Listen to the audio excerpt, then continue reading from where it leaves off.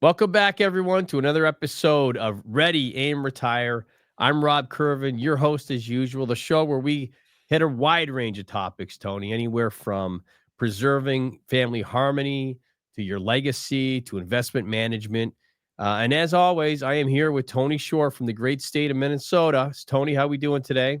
We're doing good. We were just talking football before the We show. were. Bears Bears versus Vikes. Vikings season opener. Yep. Right? Couple weeks. We got that. So Monday night I'm not a game. gambler, Tony, or else I'd bet you on it. Yeah.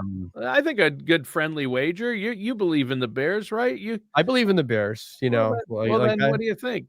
Yeah. $20? Are we allowed to say that on air? But sure, I'll go $20. It's a friendly. Remember, kids. I don't need the SEC coming down on me for betting on on my podcast. But in the immortal words of David Letterman, remember, kids, no wagering. Right. For our home audience, no wagering. I have something exciting, Tony. What's that? Coming up this week, we briefly hit it, but it is the Minnesota State Fair. The Minnesota State Fair. It's on like Donkey Kong. And this year, I'll be going next week. Yeah. Next week, probably next weekend. So look forward to a full report. Okay. We'll wait patiently for that. For our video viewers, we can we'll show photographs or even maybe a little video of me sampling the Let's do that. Foods. Should we do rice that? Burger? Yep. Yeah. Minnesota rice, the wild rice burger. Wild rice burger, that's what it is. So they have some new things that are crazy, like a crustable with, I forget what's in it. There's some crazy stuff. Still have the Pronto Pups. Oh, of course. Pronto Pups versus corn dog. It's a big debate each year. Yeah. At the fair, usually the Pronto Pups win out. The difference between a Pronto Pup and a corn dog is the Pronto Pup is more like a pancake batter, a little more like a pancake batter, and the corn dog is a cornbread batter. Otherwise, it's the same. What do you prefer, Tony? You know what? I normally prefer the corn dog, but at the state fair, at the Pronto Pup stands, there's like 4 main Pronto Pup stands. Those are delicious, and I always have to go with the Pronto Pup at the stand. You get caught up in it a little bit. The state fair frenzy. Yeah. That's gotta be probably interesting. Now, do you dip that in like mustard or ketchup? Do you do the same thing? Still do. Yeah. I wouldn't use the ketchup word anywhere near that. That's not appropriate for a hot dog. Ketchup. Mustard only. I mean, you're near Chicago. Come on. No, it's all mustard here, but you know what? I do like ketchup on it. I'm just gonna say it. We're gonna get comments. We are going to get the comments. We are. They're gonna come right after me that I like ketchup on my hot dog. And you admitted you fessed up. I mean, that's a huge admission. And you are going to be lambasted on the internet. And I don't need it. Like, so if I'm at Portillo's, which I know you guys have a few of those up there. Yeah. I just order it like the Chicago style, so there is no ketchup on it. But if I was somewhere else, I'd put the ketchup on it. Oh, sure. Yeah. My daughter, which they hate this at Portillo's, by the way, or any hot dog stand we go to, she orders a hot dog ketchup only. So she's not even hiding it. Oh. Ketchup only. And sometimes, like at a stand, they kind of look at you like, "What?" Like no other, nothing else. So if I get a bunch of other stuff, I'll be, throw some ketchup on. I'll pretend like, just whatever, But he goes direct, and it's ketchup only. Yeah, she's hardcore. Wow. Yeah. That's not good. No, that's fine. I used to be a ketchup and mustard guy, but now I'm just mustard. Just straight up mustard. See, if I'm having a brat or something like that, straight mustard. Like, I don't put the ketchup on that. Something about a hot dog. I do like onions and sauerkraut. I like the onions. I don't like the sauerkraut. But again, I think it's because like she golfed all over the country. So Chicago, Minnesota, that's we hate ketchup. There's a lot of places there's no mustard. There's just ketchup. Yeah, that's true too. In the South, a lot of times in the South, you won't see it's relish and ketchup. It's not mustard. No, you won't see the mustard. And I remember when I was a kid. Now, this is back in the early '80s, and I know it's gotten more because we're in more of a world economy, and it's when the internet, everybody's kind of all one. But it used to be back in the day, late '70s, early '80s in Canada. I'd go up there, and they'd look at you like you're crazy ass ketchup. I want ketchup for my fries. And they're like, well, we have like they'd have to go under the counter, or ask the manager. And this isn't a McDonald's. I don't know if we have any. We'll check. That's what the guy told us when we ordered ketchup for our fries. And they said, and then all over vinegar. I mean, there's vinegar everywhere. Yeah, you're right. And then that's where I got hooked on vinegar on fries. So vinegar, I'm a vinegar on fries with salt and pepper. Oh, so nothing like it in the free world. The malt vinegar, so malt vinegar. And in England, when I visited England, same thing. They don't, the ketchup over there, by the way, if you go to England and get ketchup for your fries, just don't, because it's terrible. It's most of the places don't have like Heinz. They have like, and even if they do, it doesn't taste like some like crazy knockoff. It has like an aftertaste, the ketchup. But yet they have the malt vinegar over there is the real deal. Yeah, it's on the tables. Right? Yeah, and it's delicious. Yeah. No, you're right. Like I grew up on the fries with the. You're from Canada, so the vinegar fries. Fish and chips. You always put vinegar all over the fish and chips, in my opinion. Yeah, I do. I do. Yeah, I put it on the fish and the chips. Yeah. Let everybody gets to swim in that pool, Tony. Vinegar pool. So you, when you said, I asked you what topic you wanted to talk about today, getting into the finance, you said a year-end checklist, and I'm like, whoa, slow your roll there, big fella. Right. I'm still trying to hang on to the last dying. I know. We haven't hit Labor Day yet. Like, what are you doing to me? Yeah, this is a pre-Labor Day. Next thing you know, you'll be wanting to do a Christmas show before Labor Day. It's like, come on, man. Well, I'll tell you, Tony, here's the reason. And what did we decided on a early, what do we say? Early year end. Yeah, early year-end checklist. And the reason for this is when I do a year-end checklist, usually I do one in December, right? Right. But what happens is a lot of the things I'm going to give as a checklist are things to get done before the end of the year. Yes, it's a before the end of the year checklist. Yeah, that's what we should have called it.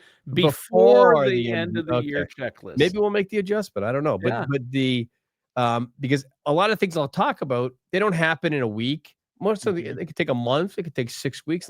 Some of these things just take time, right? So if you're doing it in December, you're not going to get it done, So these are just kind of things, folks, when you're listening, going, it's more of just a small checklist to go, all right, you know what? That's a good idea. I got to make sure I do that. I got to make sure I do this. And then just a couple items, I think, coming into the fall, everyone's summer's over. I hate to tell everybody, or it's close to it. And then people kind of get serious. Like we do. We have more people in here, Tony, in September, October than probably any other 2 months of the year. And we probably have less in here in July and August than any other 2 months, because people they're out with their families and friends and grandkids and doing their thing, right? So, but all of a sudden everyone gets real serious. When the day after Labor Day, it's like, oh, I better get this organized, that organized. So these are kind of tips to help you organize that, and things that I just want to bring to your attention. Yeah, that's right, Tony. Yeah, I think that's great. And in fact, I already went in and changed the title to before the end of the year checklist. Okay, good. If you don't start now, you might make some mistakes and might not get everything done you need to before the end of the year. Right. And this is about your finances and your plans to help you throughout the next year and to help you finish the year strong, right? Totally. Yeah. And I'm glad we spitballed that name through, Tony. Yeah. I was just like, typically that would be called show prep, and it would happen before the show. Oh, you're supposed to do that before. Well, we tried, but the Bears and Vikings before we got kind of sidetracked. We're actually recording later than we normally do because we got really sidetracked this time. There was a lot of. I haven't seen Tony much this summer, so we had to do a little catching up. Yeah. Plus, you had to help your daughter through. My daughter called mid prep actually, and. She's flying here. Thought the carry-on with the duffel was a little too much, and it's kind of nervous. Panicked, even though she's flown across the entire country a gazillion times. Yeah, what's up with that? Hit a panic button today. I don't know. Yeah, I've walked on that plane with like 4 bags, and they don't mess with me. Maybe it's me versus her, but I've never been stopped once. I think if you have a look like you're not a troublemaker, they're gonna let a bag or two slide. if you look like you might be a troublemaker, that's the one that's going to be like, nah, you know what? Go to the counter. You're gonna have to check that thing or buy it Yeah, or with me, it's more they probably look at me and say, "Oh, special needs. Bless his little heart." maybe. Bless his little It's the heart. gap. That's It's the possible. gap. It's the gap. It Yeah, throws yeah, people it out. They're could. like, "Oh, It could throw them off. You know. oh, his parents couldn't afford dentistry. Oh, poor guy." Yeah, I'm Michael Strahan over here all of a Yeah. sudden. Hey, he's done all right, Tony. He's Done done all all right. right. All right. All right, first on the list, Tony. So before year-end checklist, folks, the first thing on the list, those of you out there that are working, you have things like 401ks, 403bs, you might have an IRA, a Roth IRA, like any qualified plan, anything you're contributing to right now, take a look at where you're at year to date and ensure that you're going to be nearing the annual limit by the end of the year. And what you might have to do, depending on kind of if you had that set up and maybe you're doing 10% of your check into there, you may have to raise that up for the last 4 months of the year, to make sure that you take advantage of that. You get that tax deferred growth in there. You obviously get you get like a taxable benefit by putting it in there, so take a look at that. Make sure that when you look at it by the end of the year, you're going to be near that limit. You're going to be near the top of that limit. So that's number one. You can't do that in December. You can do that right now because you have a 4-month window. Make sense? Yep. Makes perfect sense. You've got that window. You got the window. You got the time. Next one. Consider Roth conversions. I say that a little bit loosely, not loosely, but it's not just like everyone can say, "Oh, I'm going to do a Roth conversion." There's a lot of considerations with that. Things you got to take into account, Tony. One, the number one, income. What are you making this year? Kind of determines how much you can convert. When we sit down with people, we do all year. We do a lot of Roth conversions.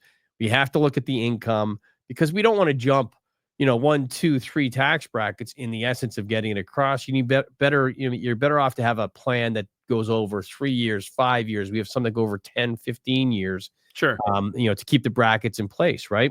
Right. And Roth conversions really quick. That is important to think about right now before the end of the year because of maybe your tax situation. Taxes are still at historic lows right now. Mm-hmm. So you have to look at your income, but you also have to look at it's really a great thing. And you would probably recommend it to everyone. I would assume you've talked about this, for sure. But it depends on your situation. But if you want tax-free income in retirement, you want a Roth, and it can grow tax-free, the principal and the gains, all the interest earned, that would be tax-free in a Roth. And so people say, why doesn't everybody do it? Well, you have to pay taxes now if you convert like your 401k or some money from a traditional IRA into a Roth. And you have to leave that in there 5 years typally, right? Yeah. Before you start taking income from it. So if you have the 5 years and you can handle a little more added on to your income, taxable income this year, then it's kind of a no-brainer because you'll have, that tax-free income later, right? Couldn't agree more. And you said everyone should do a Roth conversion. We recommend them. But here's the thing, Tony, is people don't like the planning part of it. Like it's all great, hey, you should do a Roth conversion. You'll have tax. You just said so many good points. Oh, the money grows tax-free. Oh, you can pull it out tax-free in retirement. Hey, you know what? If you have kids or your beneficiaries, when they inherit it, tax-free. Like there's benefit on benefit on benefit, but people don't want to do the work to kind of organize that. And they're like, oh, it's going to be locked up for 5 years. Oh, I got to pay taxes on it now. Those are really the only two hurdles, coupled with your current income and your tax. You got to look at their income. If you're retired, you look at things like IRMA. So all of a sudden, if you're already in retirement, and you're already in that Medicare you might area, not want to do it. You got to be careful. You got to watch those brackets, right? So sometimes you might want to do $100,000, but when we look at your income and we look at the next bracket of IRMA, well, maybe that's only 61,000 you can do, or 42,000. Yeah. But something like anything, Tony's better than nothing, and then having a plan with a purpose saying, okay, I can't do it all this year, but what if I did it for 5 years in a row? What does that look like? And if a caveat to the 5-year rule, if you already have a Roth IRA, that's been established 5 years, then you're not even worried about the 5-year rule. It's only if you're opening a brand new one, Right. right? Right. Yeah. So you got to look at that. The time horizon might be something you consider. So let's say I'm 75 years old. It's generally going to take you, no matter what bracket you're in, it's going to take you, 3 to 4 years to recoup the tax money because you're paying taxes on this, right? So you have to look at that and say, does it make sense for my situation?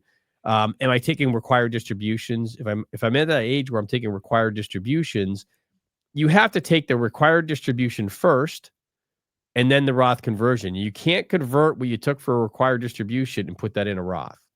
You have to do that above and Yeah, beyond that. it has to be direct. You can't do a direct transfer of your RMD, required No, you minimum can't. And, distribution. your Yeah. distribution has to go to you. It can go to a trust account, like we do a lot of those. It can go to a trust Yeah. account that, inside there, but you can't move it.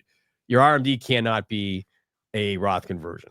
So let's bottom line this. Bottom line is, don't do it without the help of someone like Rob, and your team there at Advanced point. Planning Advisors Group, because Mhm. there's a lot of mistakes that can be made, but it could be very beneficial. Depends. Everybody's Right. situation is different. Right. So what's something else on this before the end of the year checklist? Okay, so we just mentioned RMDs. Speaking of RMDs, if you're 73 years old, or if you've been taking them a while because you were pre the new rule, you have to take this RMD before the end of the year. So this is a very good one not to start thinking about in December. This is one to start thinking about now, because if you don't take it, Tony, then you pay a 25% penalty.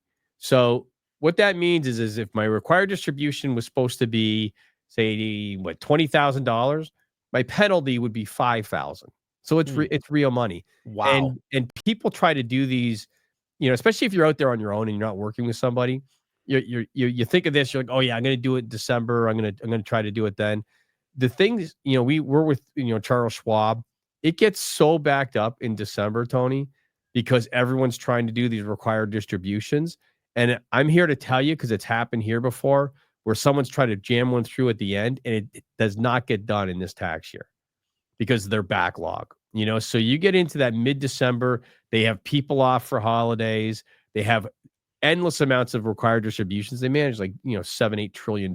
So you just put that in perspective, how many millions of these transactions they're trying to put through. So if you're out there, sit down with somebody and figure out, or if you're doing it on your own, then that's fine too. This is something you think about now. You think about, all right, let me take the required distribution now. You can reinvest the money. All the government wants, Tony, is their taxes, right? So you can reinvest that money, but definitely something in the before year-end checklist. I think that one is a pretty important one, because we see the mistakes and we get people referred to us. They'll come in January, February, and think we can fix something, and we can do a lot of things for Tony, for people, and I think we're the best. But what we can't do is we can't turn back the clock. We can't go back into December if we're sitting in February. We can, like I said, we do a lot. We just can't do that yet. We don't have the time machine. Sure. Next one we want to look at. What about tax loss harvesting? So tax loss harvesting, we're in a spot of the market right now, Tony, where we're probably due for a pullback. We've seen technology, as I'm doing this, the week that we're in right now, it's been pulling back this week, rightfully so. It hit records the week before. The couple of weeks before, it kept hitting S&P new record. Right. NASDAQ, even the Dow hit a record. So when you got all three of them top ticking, it's generally a sign. Maybe not, initially, but it has to cool down a bit. Whether that means it has to pull back, 5, 6, 7%, maybe it just trades sideways for a bit. But this is a time, if you're out there, looking at, doing this yourself, it's the time to look at your stuff and say, where do I have a loss sitting in here? Maybe it's a good time to sell that, and maybe sell like a winner because things are kind of pulling back, and maybe we do that. We have a portfolio, Tony, I'm sure you're aware of it, that does that automatically. Like our tax advantage strategy designed for those type of accounts is definitely, in this time when things are pulling back, taking advantage of it, and harvesting losses. And that we do that through the entire year in that portfolio. because we don't want people with big trust accounts and things like that paying taxes, even though their account is appreciating. It's one thing if your account's appreciating and you're not touching it, and then you get the tax bill every year. This portfolio kind of, pushes that, aside, and it's able to kind of act efficiently. And that's a nice plug for the tax harvest, the tax advantage portfolio too on the side, Tony. Yeah. It kind Well, of tax segued my loss way right into harvesting, that. but tax loss harvesting, again, Rob, not something I would want to figure out on my own. I mean, all these ins and outs with Roth IRAs and RMDs and tax loss harvesting. It's like most people are like, ugh, I don't want to deal with that. Right. But even if you try, or some are do-it-yourselfers, I can handle this. You can make costly mistakes, is what you Big can time. do. We see them. And you do this every day, all day for people. Right. So why not go? And it's just low. People think, oh, I don't have enough money, or I'm not rich enough to afford my own financial advisor. It's low fees. The fees, if they end up being a client of yours, are very transparent. Plus all the planning and initial meetings, there's no charge and no obligation to continue. Right. So Right. it's kind of a no-brainer, I think. But I just wanted to throw that out there because you want to make sure you're checking off these things on this checklist. Yeah, and you're right, and you know what? It costs you more money not to work with somebody, whether it's it does. Tony or someone else. Every study, definitely- Fidelity does that study every year from Yep. Fidelity, and they it's an independent study that they just do, and they study, are you better off working with a financial professional who's a fiduciary, or doing it on your own? And it's always a fiduciary every time. Well, the stats will tell you. Yeah. Somebody can get, have a great year, once in a while.